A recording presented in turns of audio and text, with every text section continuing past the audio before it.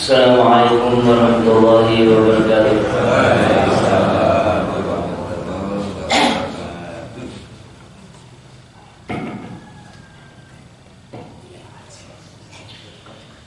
Bismillahirrahmanirrahim. Wa nusalli wa nusallimu ala rasulihil karim wa ala alihi wa sahbihi ajma'in. Yarfa'illahu alladhina amanu minkum walladhina utul 'ilma darajat. Wa qala Rasulullah sallallahu alaihi wasallam, man salaka tariqan yaltamisu fihi ilman sahalallahu lahu tariqan ilal jannah.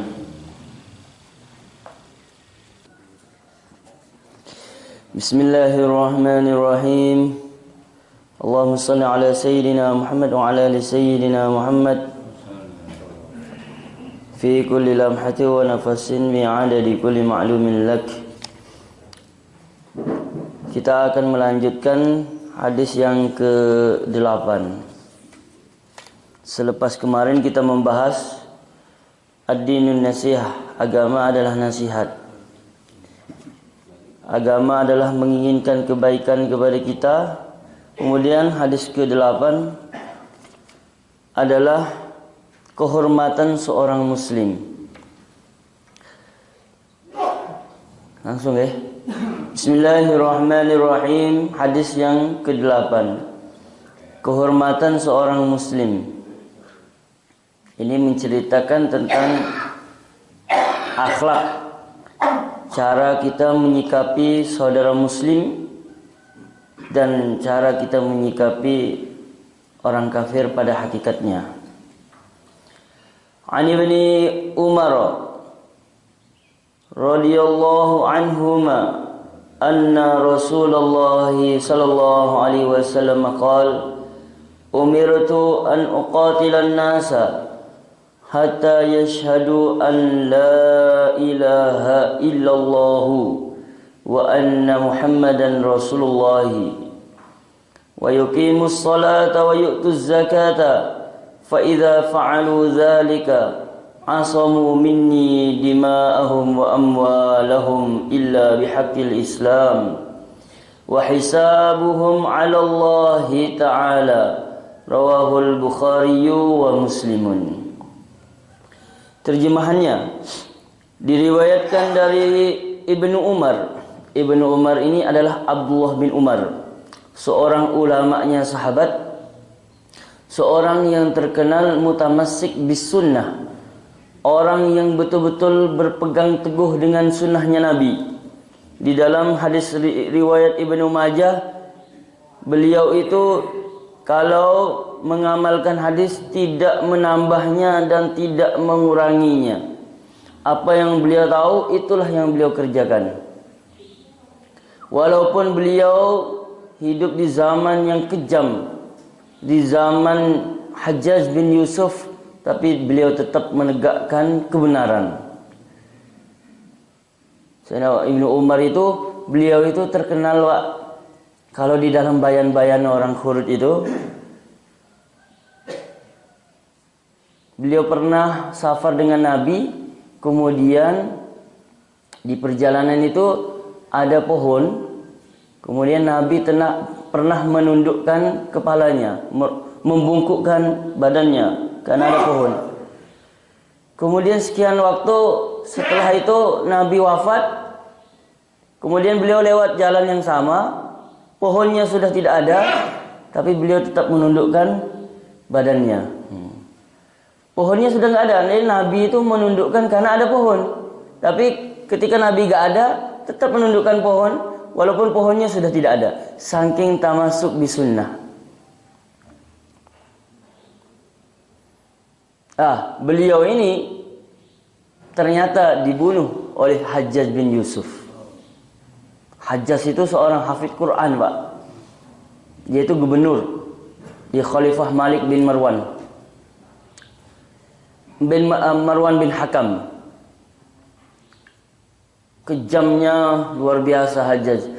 Tidurnya aja dari kasur yang terbuat dari tengkoraknya manusia. Rasanya pingin bunuh orang hari ini ya. Panggillah 10 orang Jadi setiap hari itu kerjaannya adalah membunuh orang. Hajjaj bin Yusuf suatu hari, beliau ini hidup di zaman Hajjaj bin Yusuf. Suatu hari Sayyidina Ibnu Umar ini gak mau datang sholat id. Kenapa? Karena ketika sholat id itu Hajjaj bin Yusuf suka khutbah. Dan ketika dia khutbah gak ada yang mau dengar. Karena ngomongnya gak jelas. Terus Hajjaj bin Yusuf ini buat satu kesimpulan. Kesimpulannya apa? Kesimpulannya sholat id itu kita bikin kayak khutbah, kayak Jumatan. Khutbah dulu baru sholat. Biar orang-orang dengar khutbah saya, habis itu sholat. Tapi kalau sholat dulu orang gak mau dengar khutbah langsung pulang. Maka dia bikin khutbah dulu, kemudian sholat id. Ditanya kepada Ibnu Umar, gimana hukumnya itu? Enggak, Nabi gak pernah seumur hidup melakukan itu. Khutbah dulu baru sholat, saya gak mau. Padahal ini menentang nih berarti ini. Maka fatwanya Ibnu Umar itu menyinggung Hajjaj bin Yusuf. Malamnya dia kirim orang samurai. Orang itu membawa pedang yang sangat tipis, yang mana pedangnya ini di ujungnya dikasih racun, Pak. Terus ketika Sayyidina Ibnu Umar, dia nggak langsung bunuh Sayyidina Ibnu Umar, tapi dia taruh di jalan. Ketika Sayyidina Umar jalan malam hari berpas-pasan dengan seorang prajurit, kemudian pedangnya itu dikenakan ke ibu jari Sayyidina Ibnu Umar sehingga beliau nggak terasa. Kena ibu jarinya, dikit tek, racunnya masuk. Setelah beberapa hari, 3 atau sampai seminggu itu, setelah itu racunnya menyerap ke dalam tubuhnya. Semakin sakit, akhirnya beliau meninggal. Nah, kata guru saya, ya meninggalnya karena sebab dibunuh itu, walaupun perlahan dia mati karena ada racunnya. Wallahu ta'ala alam. Nah, dan Ibnu Umar ini dikritik sama sebagian orang. Kenapa? Dia mengkritik Sayyidina Ibnu Umar ini terlalu berlebihan di dalam mengikuti sunnahnya Nabi, seperti orang-orang Nasrani yang terlalu mengagung-agungkan Nabi Isa. Yang mengkritik ini adalah ulama yang mentahqiq kitab Fathul Bari. Namanya Abdul Aziz bin Bas. Seorang ulama Mekah, Pak. Abdul Aziz bin Bas. Seorang ulama Mekah yang dia mentahqiq kitab Fathul Bari. Fathul Bari itu adalah syarah kitab Sahih Bukhari. Di situ dia mengatakan Sayyidina Ibnu Umar terlalu berlebihan di dalam mengagung-agungkan baginda Nabi. Sayyidina Ibnu Umar aja dikritik, apalagi kita sekarang ini, Pak. Wallahu ta'ala alam. Sayyidina Ibnu Umar, beliau mengatakan bahwa Rasulullah sallallahu alaihi wasallam bersabda, aku diperintahkan untuk memerangi manusia hingga mereka bersaksi bahwa tidak ada Tuhan, tidak ada sesembahan yang berhak disembah kecuali Allah, dan sesungguhnya Nabi Muhammad adalah utusan Allah, serta mereka mendirikan salat, menunaikan zakat jika mereka telah mengerjakannya, yaitu sudah syahadat, sudah salat, sudah zakat, dan sudah melakukan amalan rukun Islam yang lainnya, maka darah dan harta mereka mendapatkan perlindungan dariku dari agama kecuali dengan hak Islam, sedangkan perhitungan mereka diserahkan kepada Allah Subhanahu wa taala. Ada 3 poin di sini yang ingin saya membahas. Poin yang pertama, bahwa hakikatnya orang kafir yang bukan Islam. Hakikatnya kalau kita punya kekuasaan, setidaknya di dalam hati kita harus punya niat untuk berjihad, niat untuk berjuang di jalan Allah Subhanahu wa taala. Karena innamal musyrikuna najasun, orang musyrik itu najis. Sehingga kita punya kewajiban untuk memerangi mereka. Karena mereka itu walang tardo angkal yahudu walan nasara hatta tattabi'a millatahum. Mereka tidak ridho dengan orang-orang Islam sampai orang Islam juga mengikuti agama mereka. Maka ada misionaris, ada orientalis, ada pendakwah-pendakwah dari agama Yahudi, agama Nasrani. Maka jangan sampai mereka keduluan mendakwahkan orang Islam dengan harta benda. Seperti ceritanya dulu umat Islam 98% di Indonesia, sekarang tinggal 90% saja. 10%-nya sudah didakwahi. Biasanya orang-orang gunung, biasanya orang-orang yang di pelosok, yang jauh dengan ulama, yang jauh dengan mayoritasnya umat Islam, mereka akan datang ke sana dengan memberikan mie sedap, pembekalan, pakaian dan lain sebagainya, dengan syarat ini saya berikan kepada kalian dengan syarat kalian harus keluar dari agama Islam, mengikuti agama-agama mereka. Kemudian di dalam ayat yang lain, maka nali nabiyyin ayyakuna lahu asra hatta yuskhina fil ard. Tidak sepantasnya seorang nabi menjadikan orang kafir sebagai tawanan sehingga dia menghilangkan semua orang kafir di muka bumi ini. Tetapi kafir di sini yang dimaksud adalah kafir harbi, kafir yang mana umat Islam punya pemerintahan Islam, kemudian kafirnya adalah kafir yang memusuhi Islam. Adapun di Indonesia, kafirnya adalah kafir mu'ahad.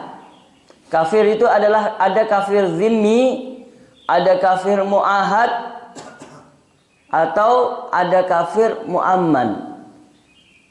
Kafir zimmi itu apa? Kafir zimmi itu kafir yang dikuasai oleh orang-orang Islam, yang orang Islam memerintah atau mengatur mereka, mereka hidup di negara Islam atau di luar negara Islam, tetapi mereka tunduk dengan peraturan yang dibuat oleh orang-orang Islam.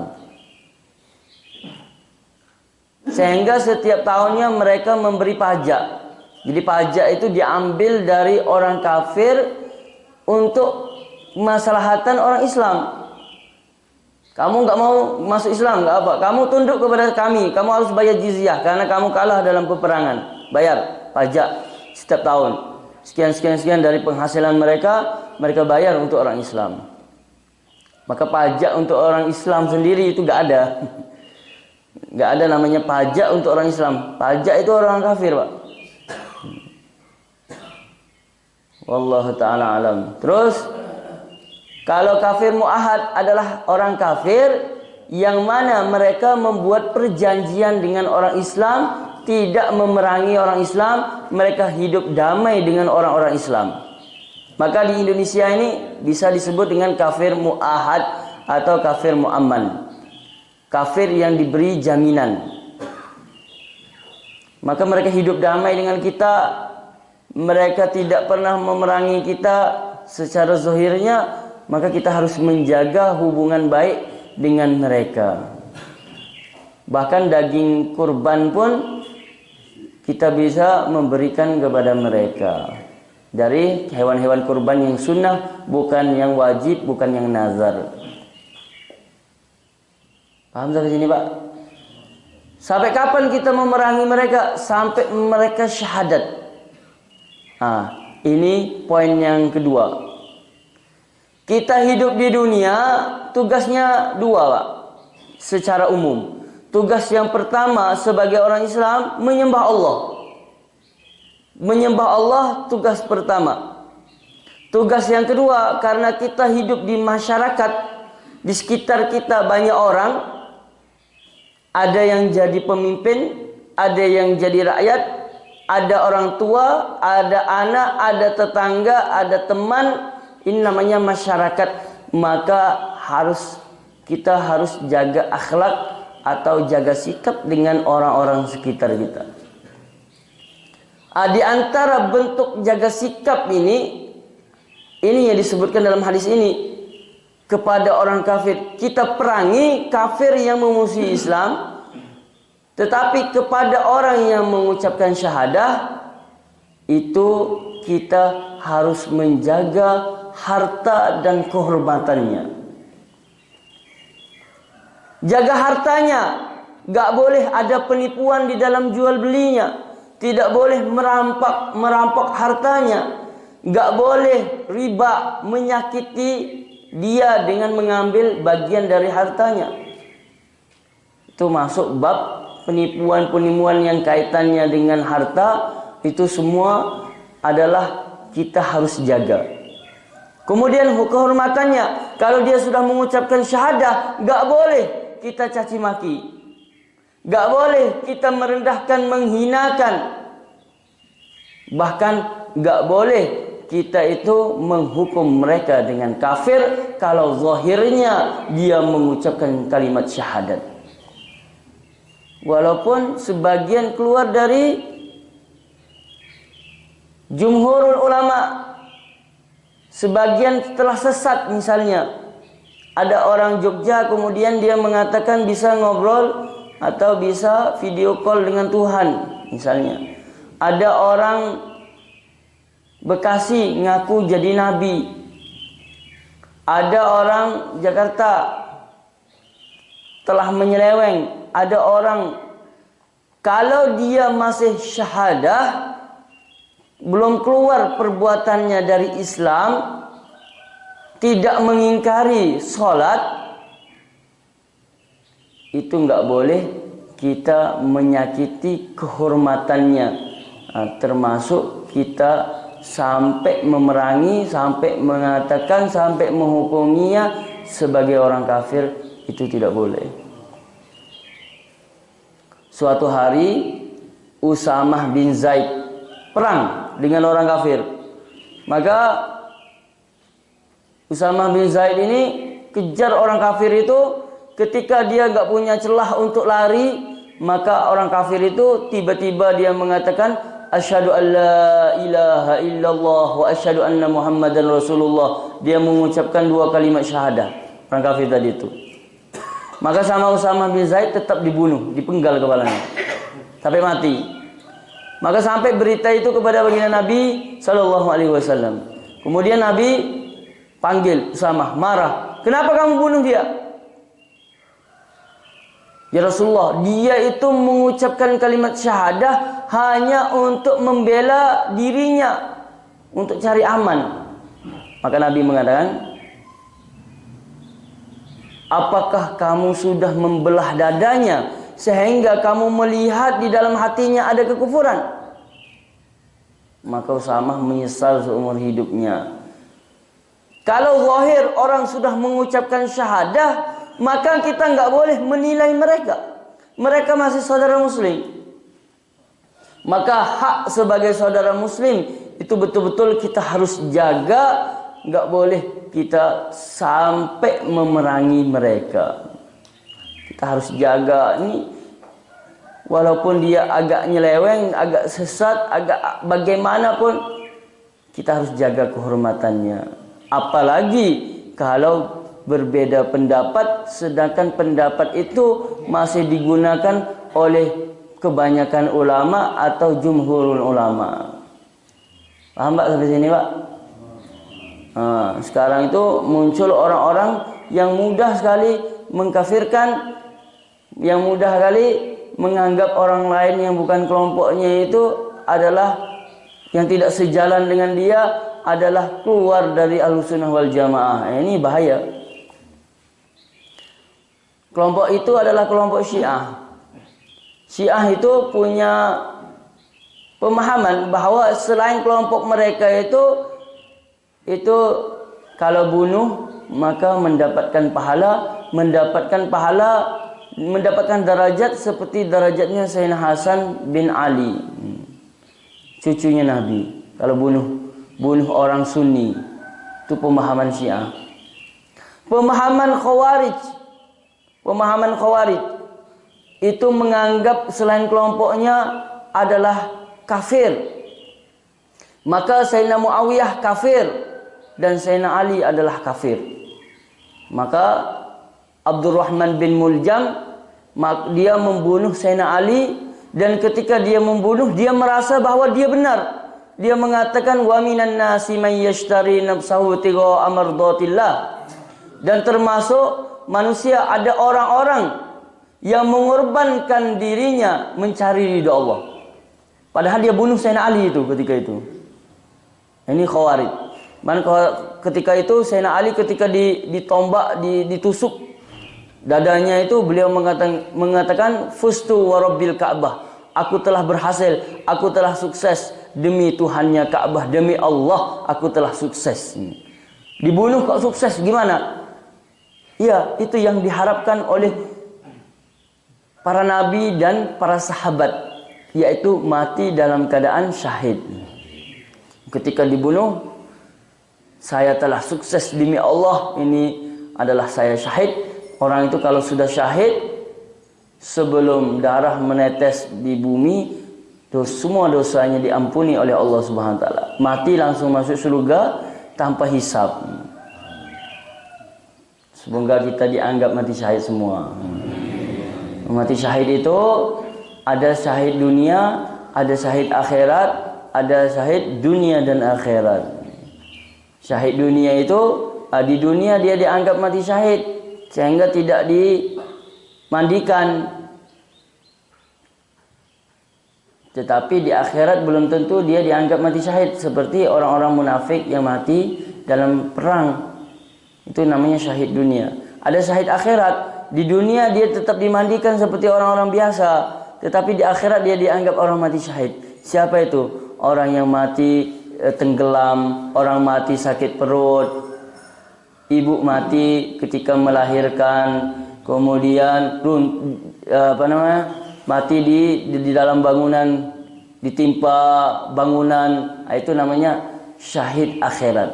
Kalau syahid dunia akhirat, itu di dunia tidak dimandikan dianggap orang syahid, di akhirat juga dianggap orang syahid. Itu orang mati di dalam memperjuangkan agama Allah Subhanahu wa taala.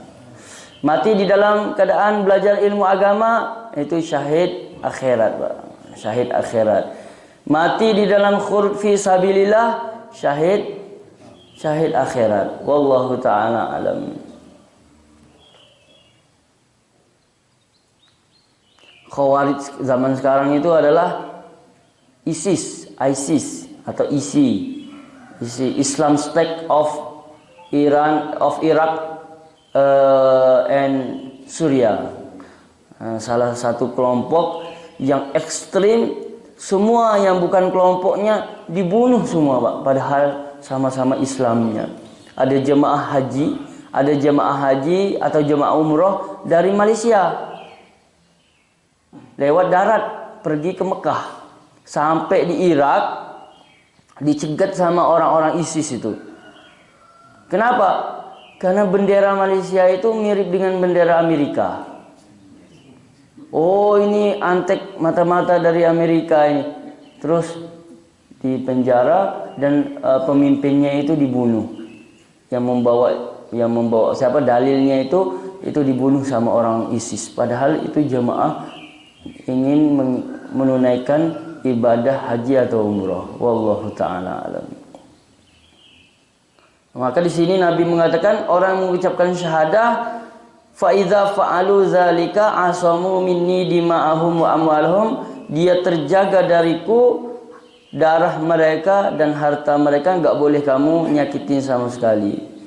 Illa bihaqqil Islam. Apa maksudnya? Poin yang ketiga. Apa maksudnya illa bihaqqil Islam? Boleh kita membunuh, boleh kita membalas, boleh kita qisas atau kita melaksanakan takzir boleh, tetapi sesuai dengan hukum yang ada di dalam kitab-kitab fikih.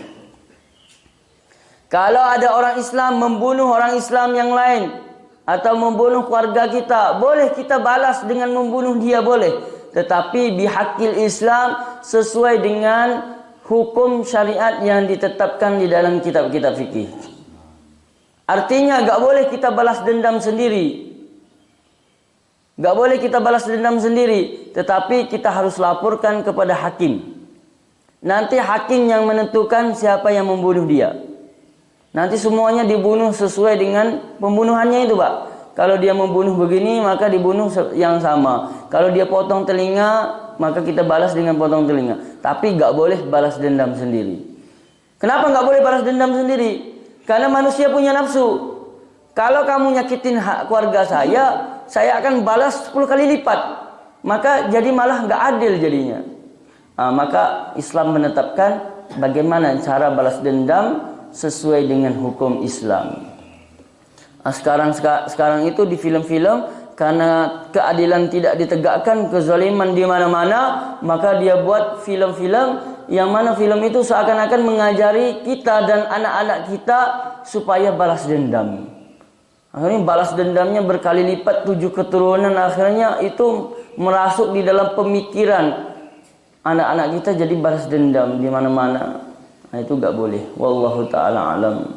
Semuanya ada syariatnya, ada hukumnya yang ditetapkan. Wa hisabuhum 'ala Allah. Apa maksudnya wa hisabuhum 'ala Allah?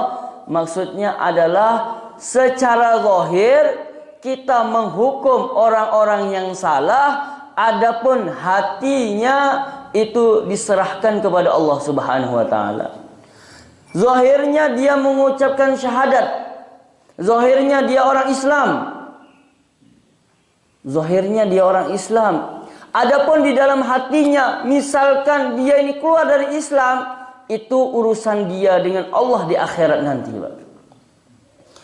Ini Nabi betul-betul memberi peringatan, jangan sampai sama sekali suka mencela umat Islam sampai segitunya. Pokoknya orang mengucapkan syahadah saudara kamu, adapun di dalam hatinya, adapun keyakinannya itu salah, itu urusan dia dengan Allah Subhanahu wa taala. Sampai dibahas oleh para ulama di dalam kitab-kitab tentang ziarah kubur. Itu sampai detail, dan kesimpulannya itu, misalkan kalau ada orang dia itu ziarah kubur, kemudian dia amalan di kuburan, maka dilihat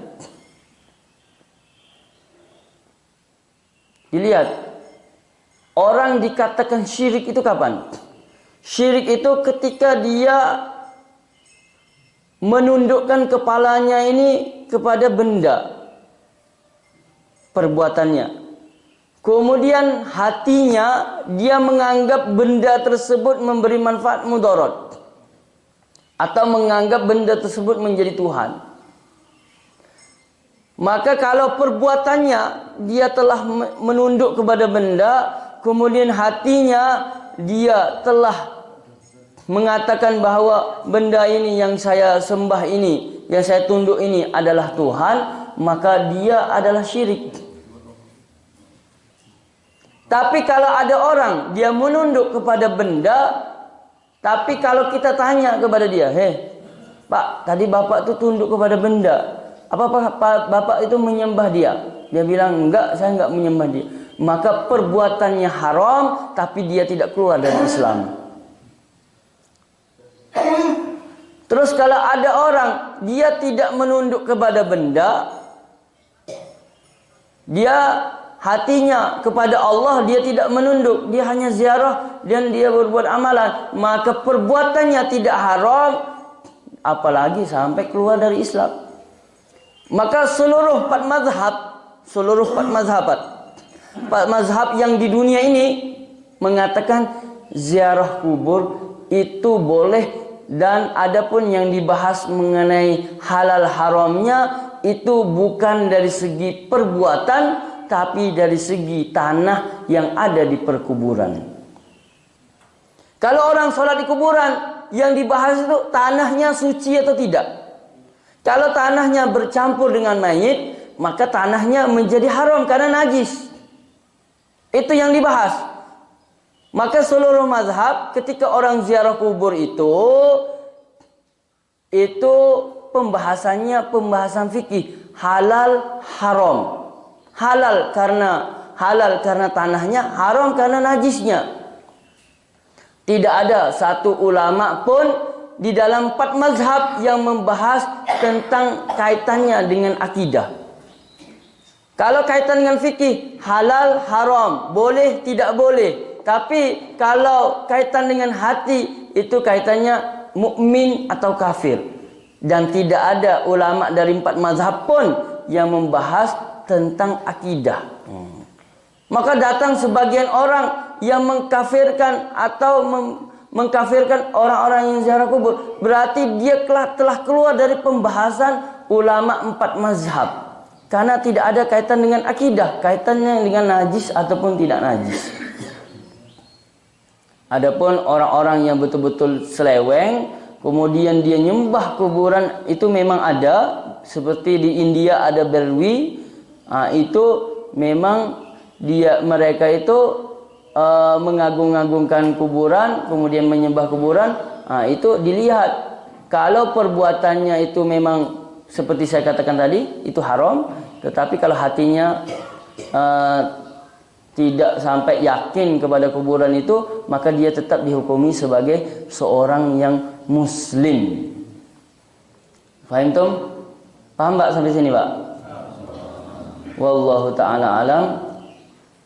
Kurang lebihnya seperti itu. Silakan pertanyaan. Moga ibu-ibu pertanyaannya. Ada orang tanya begini Pak, terus sholat di kuburan itu gimana itu? Ruku sujudnya di kuburan. Lah, kita loh, kemarin kami satu pondok sholat di depan kuburan. Kuburan itu kan isinya orang mati Pak. Maka innalillahi wa inna ilaihi rajiun. Kemarin salah satu keluarga Al-Fatah, kita kirim Fatihah ya, Al-Fatihah. A'udzubillahi minasyaitonir rajim. Salah satu keluarga Al-Fatah, Gus Muhammad Mahbub Wafi, beliau wafat. Maka jasadnya ditaruh di depan, kemudian di belakangnya orang sholat. Jadi sholat di depan mayat itu Pak. Dan itu dilakukan oleh Nabi. Cuma bedanya, kalau sholat jenazah itu, jenazah yang taruh depan, kemudian orang sholat di belakang, itu kan sholat di depan jenazah itu Pak. Itu sama dengan sholat di kuburan, sama. Ketika kamu tidak sempat sholat jenazah, kemudian jenazah itu sudah dikuburkan, maka kamu disunahkan sholat di kuburannya. Lah, kok sholat di kuburan? Lah, kenapa mempermasalahkan sholat di kuburan? Sedangkan sholat di depan jenazah boleh. Karena kuburan kan isinya jenazah juga Pak. Nah itu, gimana cara jawabnya? Kalau kita bilang begitu. Nabi loh sholat di depan jenazah. Terus gak boleh doa di kuburan. Kenapa gak boleh? Karena itu loh sholat jenazah isinya doa semua. Allahu Akbar, doa. Bismillahirrahmanirrahim, baca Fatihah. Fatihah termasuk bagian dari doa. Kemudian yang takbir kedua salawat. Takbir ketiga Allahumma maghfir lahu warhamhu wa'afihi wa'fu anhu. Itu doa. Berarti mendoakan mayit. Yang takbir keempat Allahumma la tahrimna ajrahu wa la taftinna ba'dahu. Itu juga doa. Doa untuk mayit. Kalau sebagian orang mengatakan doa untuk mayit enggak sampai, kenapa harus ada sholat jenazah kalau begitu? Sedangkan sholat jenazah adalah doa untuk mayit. Kalau orang sholat 40 orang dan semuanya bersaksi bahwa dia adalah orang baik, maka dia adalah orang baik. Dan 40 orang itu adalah sudah mencukupinya dari azabnya malaikat di kuburnya. Kurang lebih seperti itu mafhum hadisnya. Ya, silahkan yang mau tanya. Nih, moga ibu-ibu konten.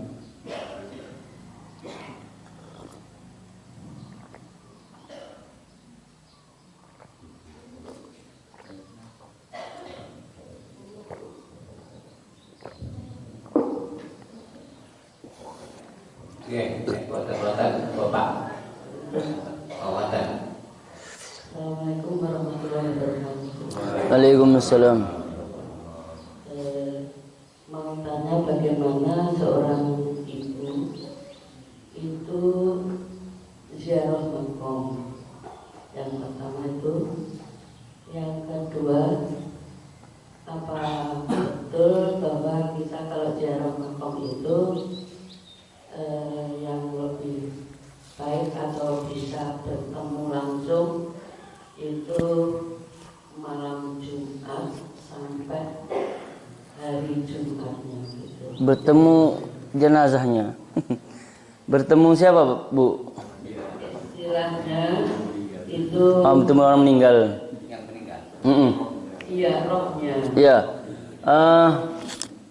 Mana ini? Yang pertama, bagaimana hukum ziarah kubur bagi wanita?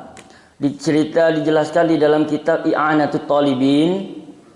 Hukum aslinya bagi wanita ziarahi kubur hukumnya makruh. Kecuali ziarah kepada Nabi dan para ulama atau orang-orang soleh, maka diperbolehkan. Sebagian ulama memperbolehkan ziarah kepada keluarganya sendiri. Dan hukumnya haram kalau terjadi ikhtilat, terjadi percampuran antara laki-laki dan perempuan. Laki perempuan gabung jadi satu ziarah kubur. Kalau dipisah nggak apa-apa, kalau digabungkan itu malah nggak boleh. Itu hukum ziarah kubur ya Bu. Kemudian malam Jumat itu ada hadisnya. Ada hadisnya, kita disunahkan membaca Yasin di malam Jumat.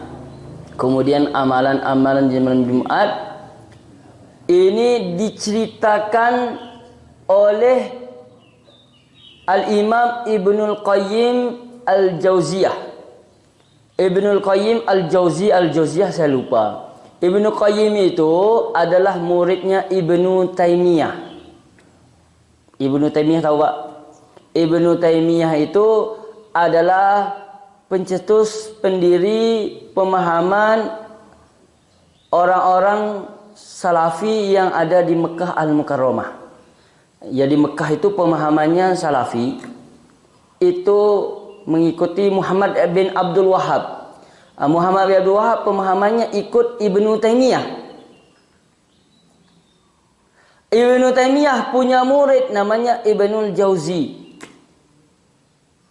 Ibnu Jauzi menceritakan di dalam kitabnya saya lupa, kitab tentang ruh, Ar-Ruh. Beliau mengatakan bahwa setiap malam Jumat maka sebagian jenazah, gak semuanya, sebagian itu diizinkan untuk datang ke rumahnya. Diizinkan untuk datang ke keluarganya pada hari Jumat. Tapi tidak semuanya Pak, tergantung amalannya dia.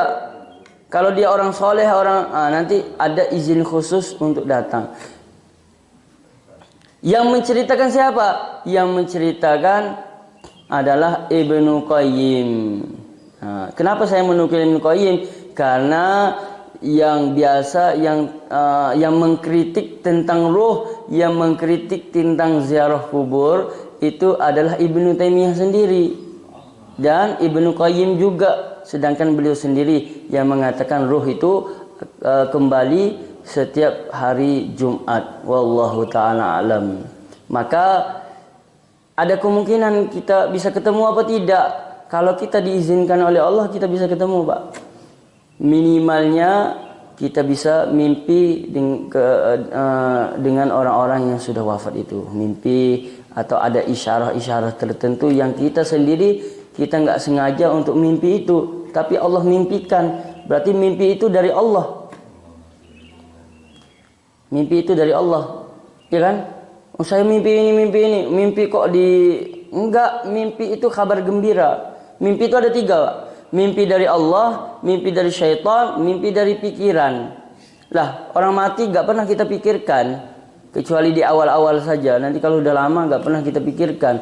Kok datang sendiri? Nah, kalau datang sendiri, kita enggak sengaja, berarti itu dari Allah. Mungkin ada isyarah-isyarah tertentu. Atau kita dijemput mau ke sana mungkin.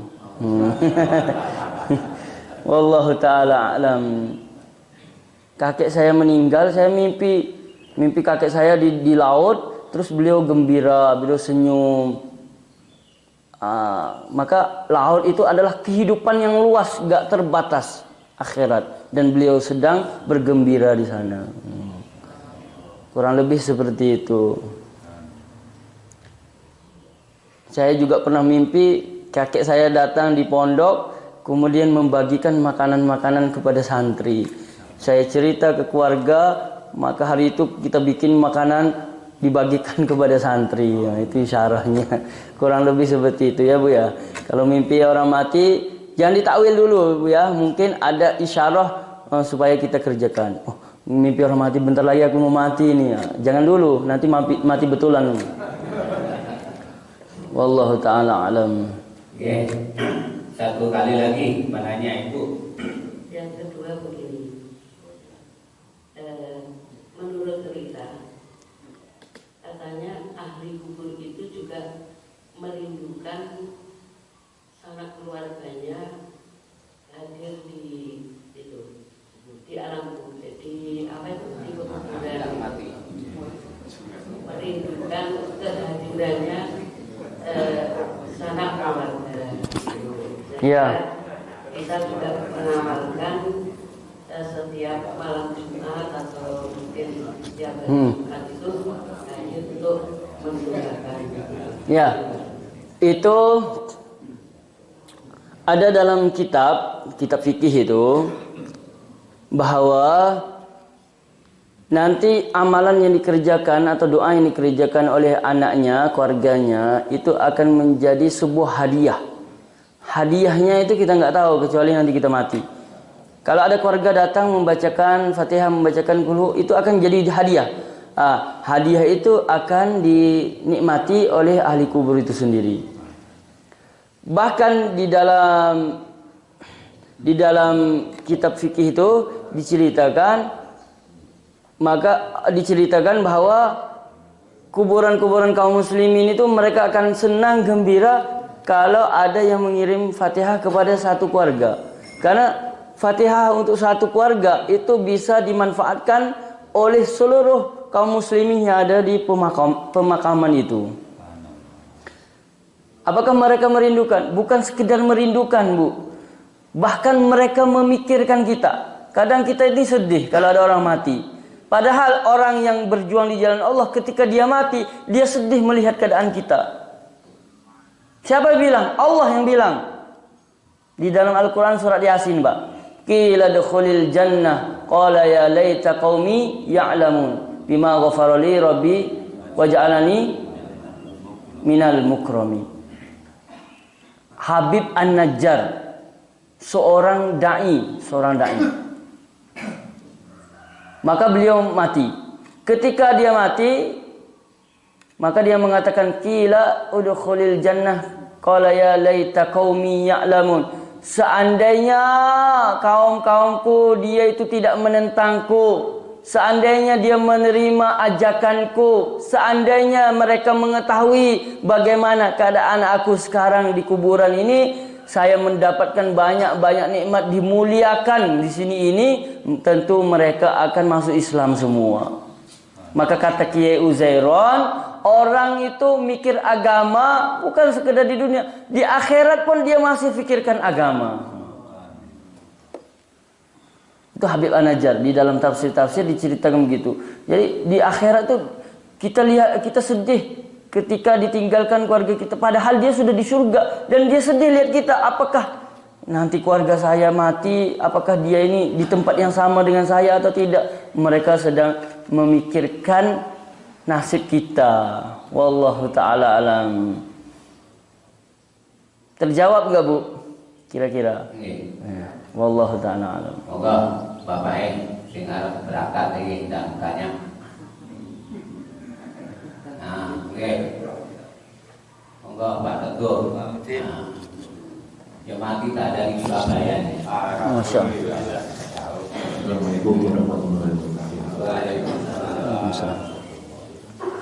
Yang terkait tadi Islam Syiah tadi. Iya? Syiah. Ya. Bagaimana kita mensikapi Iran yang saat ini sedang seru-serunya ini?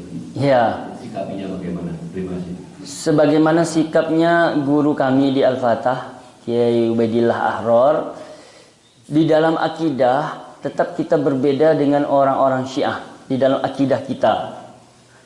Kemudian satu-satunya kelompok, satu-satunya negara yang berani dengan orang Amerika, dengan Israel yang selama ini menzolimi orang-orang Palestina, maka kita sangat senang mendukung orang-orang Syiah dari sisi mereka berani melawan orang-orang Israel. Paham gak? Gimana menyikapi Iran? Oh, saya setuju. Karena kalau dua-duanya mati pun nggak ada manfaat dan mudaratnya kepada kami, ya kan? Tetapi mereka sangat berani untuk melawan orang-orang Palestina yang selama ini mereka menzalimi. Kami senang dan mendukung orang-orang Iran seperti itu. Teruskan saja. Yang katanya Islam, yang katanya Arab Saudi, negeri-negeri Arab, satu pun nggak ada yang berani. Tapi mereka malah berani. Ya sudah, dari sisi politik, dari sisi ini kita mendukung orang-orang Syiah, karena setidaknya Allah akan datangkan orang-orang walaupun dia sesat, itu dia akan membela agama Allah Subhanahu wa taala. Kalau kalian di dalam satu hadis Allah akan datangkan, Allah akan menguatkan agama Islam birajulin fajir, dengan laki-laki pendosa. Maka kata guru fikih saya, guru Pak Abdurrahim itu, ini termasuk kebenaran hadis Nabi. Allah akan menguatkan Islam, membela agama Islam, membela Palestina dengan datangnya orang-orang Iran yang akidahnya jauh berbeda dengan kita. Paham sampai ini, Pak? Nah, ini sikap guru saya seperti itu. Allahu ta'ala alam. Oke, satu kali lagi makanya. Oke, nggak ada ya, Gus.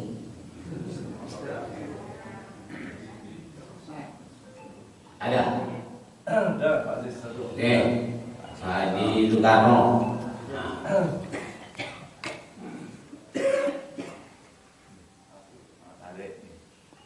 Assalamualaikum warahmatullahi wabarakatuh. Waalaikumsalam.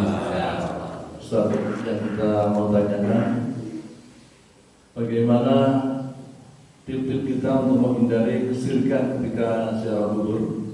Karena banyak yang di share di mana-mana, yaitu karena belum pahamnya ada pada ketika ziarah kubur. Misalnya ketika kita berdoa menghadap harus ke kiblat atau ke makam, ketika juga tidak sholat, seperti kalau di Nabawi kita sudah menghadap kiblat, walaupun kubur Nabi berada di belakang, itu sudah umum dilakukan. Tapi yang dikubur umum seperti di negeri kita, itu seperti apa yang terjadi? Karena di pondok-pondok pesantren juga ada makom atau makam yang di situ juga membuat amalan-amalan. Ada orang ngaji Quran bersama, ada juga yang sholat, seperti pondok Maya Ponorogo itu. Ini ada macam yang benar sehingga kita tidak terkena yang berbau kesyirikan, insyaallah. Terima kasih. Assalamualaikum warahmatullahi wabarakatuh. Di Al-Fatah itu di kelas daurahnya kelas 7-8 dibahas bab rudud oleh Kiai Ubaidillah. Di dalam satu kitab Ahkamul Kubur tentang hukum-hukum kubur itu diceritakan bahwa ciri khasnya para nabi dan orang-orang soleh ketika mereka menetapi makomi satu tempat, maka ciri khasnya Pak, mereka akan datang, yang pertama kali mereka akan buat masjid. Kemudian di sekitar masjid ada makomnya. Seluruh masjid di dunia, masjid makom, masjid makom. Tempat yang kita katakan, oh ini orang soleh pernah tempat di sini, ada masjid, ada makom, masjid makom, masjid makom. Di Masjid Nabawi sendiri, masjid makom. Di depan Masjid Nabawi, makom baki. Di Mekah ada Ma'la agak jauh tetapi di Mekah Al-Mukarramah sendiri itu di bawah, di samping Ka'bah, Pak. Di samping Ka'bah itu ada makomnya para nabi terdahulu yang tidak dibongkar sama kerajaan Arab Saudi karena karena diduga mayatnya sudah hancur dan lain sebagainya. Jadi kalau kita sholat di Masjidil Haram, di bawahnya itu mayat-mayat banyak Pak, bekas mayat. Berarti kita itu sholat di atas mayatnya itu malah. Di Masjidil Haram. Itu yang diceritakan di dalam Ahkamul Kubur. Kitab yang kami pelajari itu. Kemudian adabnya bagaimana? Adabnya seperti kita ketahui itu. Di Indonesia ini kan mayoritasnya NU. Maka ada acara ziarah kubur supaya mengingat mati dan lain sebagainya. Nanti adabnya bagaimana? Ya menghadap kiblat atau menghadap ke makom. Ya, kalau makomnya menghadap kiblat tambah bagus. Kalau tidak menghadap kiblat, menghadap ke makom juga tidak apa-apa. Tidak ada apa-apa. Kenapa? Karena kita itu baca Al-Qur'an kemudian menghadap ke makom bukan berarti kita minta ke makomnya, ke jenazahnya. Tetapi kita minta kepada Allah, tetapi kita perlu suasana di situ, atau kita berdoa kepada Allah melalui kita berdoa kepada Allah, tetapi amalan yang kita buat adalah sekitar makom dan hadiahnya atau niatnya itu diniatkan kepada orang-orang di dalam kubur. Paham, Pak? Maka apa yang kita lakukan selama ini sudah tidak ada masalahnya. Yang menjadi masalah bagaimana? Yang menjadi masalah kuburannya dikelilingi jalan, mutar kuburan, kemudian ada acara seperti bacaan-bacaan untuk mengagungkan yang ada di dalam kubur, atau sujud kepada kubur dengan hati niat kepada kubur. Ini yang salah, Pak, yang salah. Niat kepada kubur atau niat mengagungkan kubur, atau menganggap bahwa kubur itu memberi manfaat dan mudarat. Wahai kubur ini, wahai syekh ini yang ada di dalam kubur ini, saya minta kepada engkau. Ini yang enggak boleh. Tapi selagi kita ini berharap kepada Allah, minta kepada Allah, ya itu enggak ada masalahnya, Pak. Yang enggak boleh itu menghadap atau mengharap kepada orang yang ada di dalam kuburan itu sendiri. Paham, Pak, sampai sini, Pak? Tapi kalau kita mengatakan dengan berkahnya orang di dalam kubur ini, ya Allah, selesaikanlah masalah kami, itu juga menurut mazhab kita, mazhab Syafi'i, tidak ada masalahnya. Kenapa tidak ada? Ya ayyuhalladzina amanu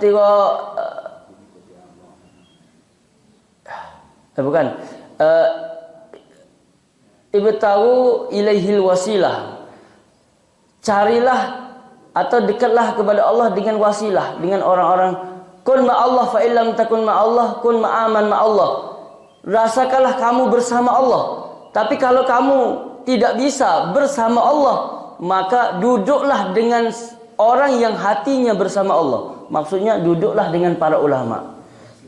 Wasilah. Kalau kita duduk dengan ulama, otomatis kita ingat kepada Allah. Kalau kita salawat kepada Nabi, otomatis kita zikir kepada Allah. Allahumma salli ala sayyidina Muhammad. Jadi salawat itu otomatis zikir kepada Allah, karena ada kata-kata Allahumma salli ala sayyidina Muhammad.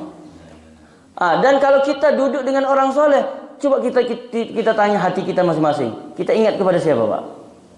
Kita ingat kepada Allah. Dan kita pernah nggak kita menganggap orang dalam kubur ini bisa menyelesaikan masalah kita. Nggak bisa. Yang kita berharap itu kepada Allah, tetapi dengan berkah orang yang ada dalam kuburan ini. Paham, Pak?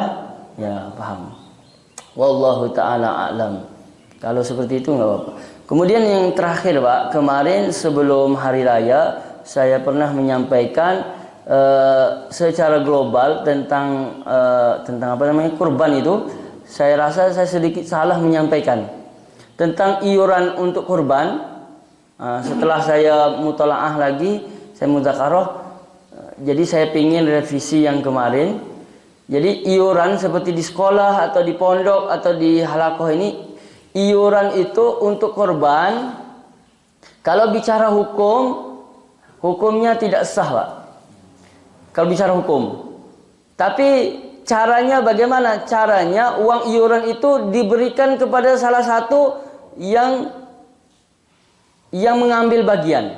Contoh, unta bagiannya 7, sapi bagiannya 7, kambing bagiannya 1 orang. Untuk 1 kambing 1 orang. Kalau kita mau beli sapi iuran, maka kita tetapkan dulu 7 orang ini siapa. 7 orang siapa, kemudian uang iuran tadi diberikan kepada 1 bagian orang, 1 bagian diniatkan sedekah. Jadi niatkan sedekah. Nanti pahalanya di akhirat, Pak. Tapi secara fikih itu sudah ada nama siapa untuk 7 orang supaya korbannya menjadi sah 7 bagian sesuai dengan hadis. Paham, Pak? Paham ya? Kalau iuran ya. Atau diniatkan sebagai latihan berkorban, itu nggak apa-apa juga. Wallahu taala, itu revisi saya, Pak, yang kemarin itu. Ya, cukup, Pak ya. Kurang lebih minta maaf. Semoga diterima oleh Allah Subhanahu wa taala. Kita kirim Fatihah 1 kali. Al-Fatihah. A'udzubillahi minasyaitonir rajim. Bismillahirrahmanirrahim.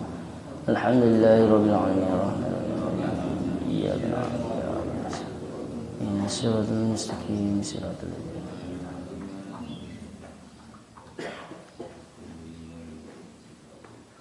Subhanallah, subhanakallah, Assalamualaikum warahmatullahi wabarakatuh.